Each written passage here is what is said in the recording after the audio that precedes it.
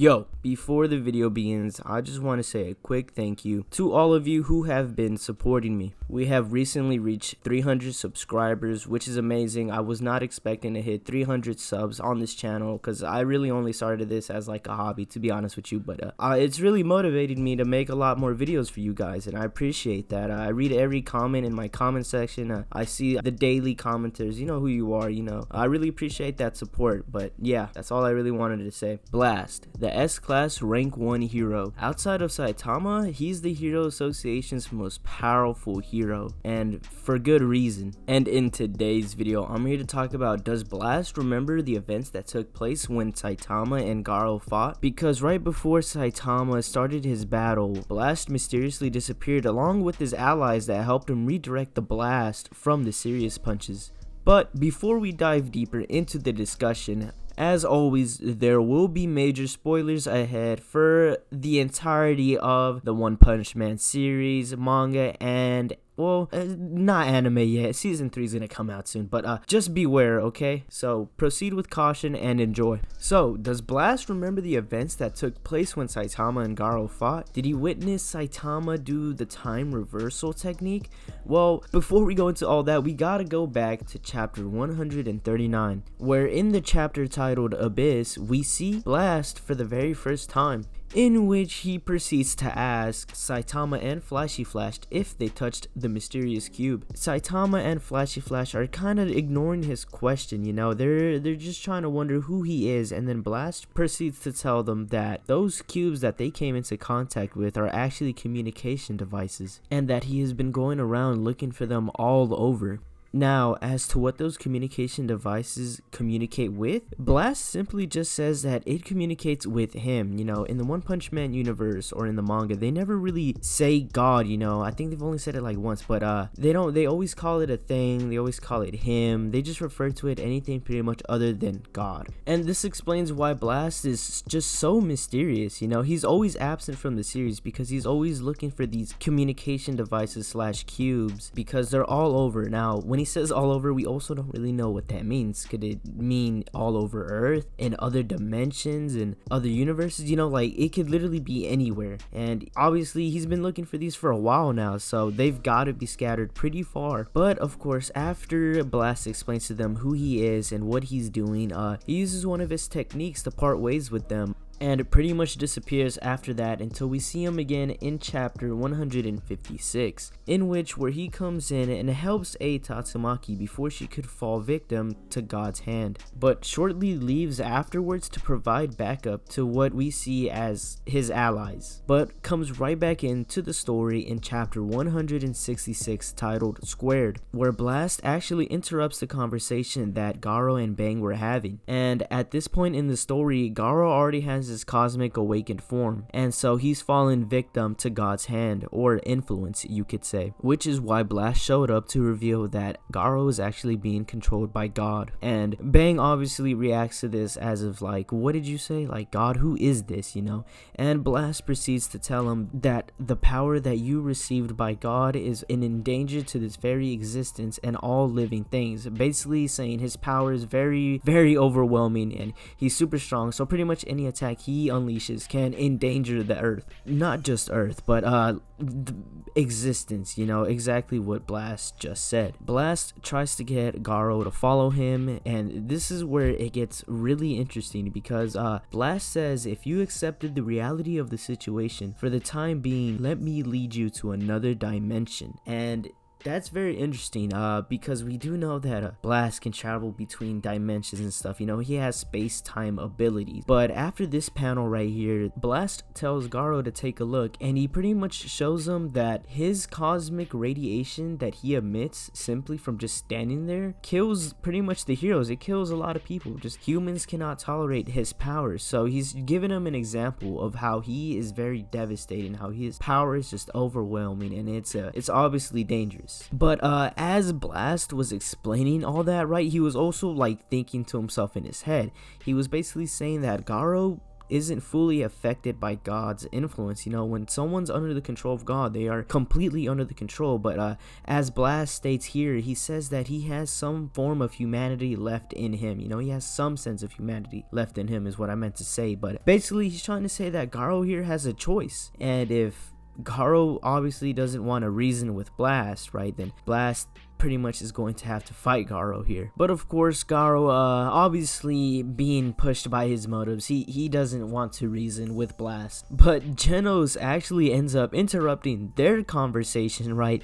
And he kind of goes in with half his body where he's projected himself. He's kind of rocketed himself towards Garou, and he actually ends up hitting Garou, but Garou obviously isn't affected by it, and he's about to do some crazy shit to Genos. But Blast comes in and kind of saves the day by beginning to fight Garou, where Blast actually gets the upper hand on Garou. He's actually beating Garou's ass for like the first few seconds, right? And he's using all of his cool techniques like his gravity fist knuckle thing and his wormhole gates and stuff. You know, he's really just beating Garou's ass here. Garou actually ends up getting bored here, and he decides to draw out Saitama because he wants to fight Saitama. And so obviously the way he does that is shockingly kill Genos in front of everyone there. Bang, Blast, and of course Saitama was pretty angry about this and charges up a serious punch, and so does Garou. So they're both about to exchange serious punches here. Blast sees these guys charging up their serious punches towards each other, and he begins to panic. He's like, this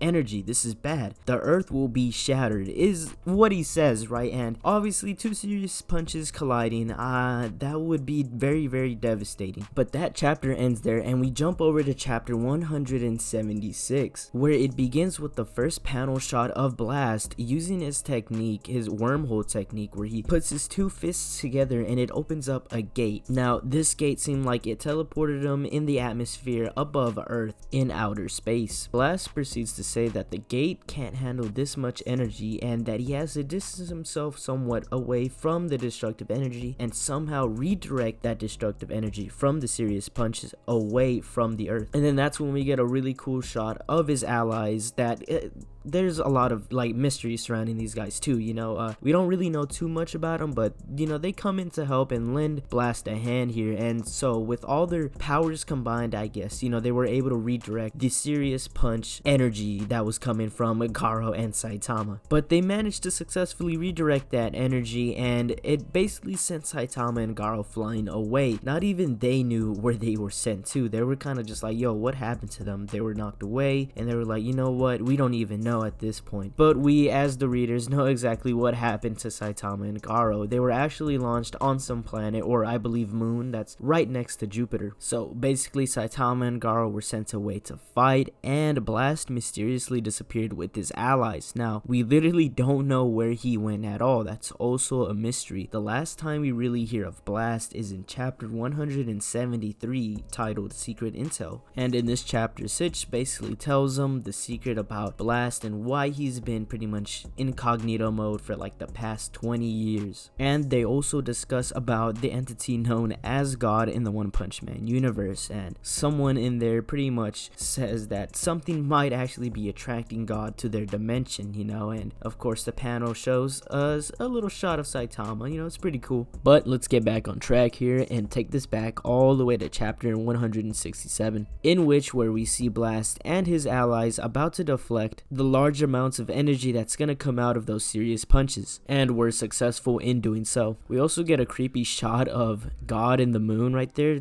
I just wanted to point that out. But the page after that one, we just see 3 lines of dialogue that come from his allies and Blast himself, questioning where have Saitama and Garou could have gone. And like I said before, that's the last time we see of Blast and his allies. They could have gone back down to Earth to aid the people who were affected by Garou's radiation. Or they could have maybe gone and tried to look for Saitama and Garou. They could have maybe split up and tried to go scout for them. One theory goes like this: maybe because Blast has space and time powers and abilities, he may have just opened a worm gate or a portal to another dimension, since we know he can create those and he can pretty much travel to wherever he wants to. But if he traveled to another dimension, then that would mean he was probably not affected by the time travel technique that Saitama used by the end of their fight, so he can reverse the damage that has been done by Garou. And so Blast would know and remember that Saitama is actually really powerful, and Blast would know that God is getting closer to awakening. And would Blast go out there looking for Saitama to recruit him so they can team up against God and take him down? Shit, maybe he would even try to fight Saitama. Maybe he would look at him as like a threat, knowing that he carries all that strength within him. Or would they just use him for his time travel technique, because it was already shown that Saitama can copy moves just as well as Garou did. I mean, if he could copy the time travel technique with like little to no effort, then I wouldn't see why Blast and his allies would use Saitama. There are many theories and many possibilities, you know. It's really like a yes or no, you know, like yes, he did remember because he went to another dimension, or no, he did not remember because he did not go to another dimension, or he did and he was just still affected by the time travel technique. Either way, we won't know until the manga keeps continuing and Murata and One keep deciding on, well, it's really up to them to decide whether or not Blast remembers, okay? So we'll just have to wait. But that's all I really wanted to talk to you guys about. It was a question that's been on my mind, and I feel like it's been on some other people's minds too, you know. I've seen people ask this question, whether or not does Blast remember, because it really is just a mystery at the end of the day, and it's just shrouded with like theories and stuff, and I just really wanted to know what you guys think. So please leave a comment below, you know, just let me know your thoughts on this. I appreciate you for watching the video. Please drop a like if you enjoyed it, and subscribe if you want some more One Punch Man content. If you wanted to know more about me and the channel, please check the description below. And before I go, see ya.